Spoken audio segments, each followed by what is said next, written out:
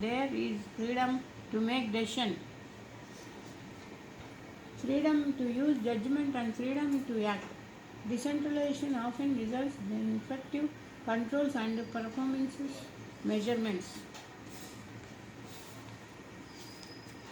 Decentralization under effective controls and performance measurements తొందరగా వస్తాయట. When divided into relatively small operating units, a large corporation gains all advantages of being small: flexibility, close control, ability to make quick decisions, and so forth.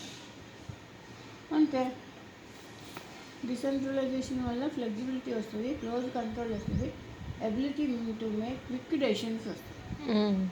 And so అంతా ఒకటి చేతిలో పెట్టుకోకుండా ఎవరి బాధ్యత వాళ్ళకి decentralisation చేయాలి.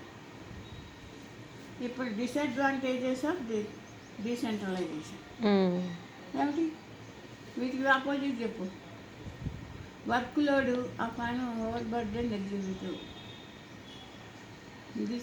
There is no Monarchy guarantee that decentralization will always yield fruitful results. Some of the disadvantages are conflict. Pressure on divisional heads to realize profits at any cost. They tend to become more department or division conscious and less companies conscious.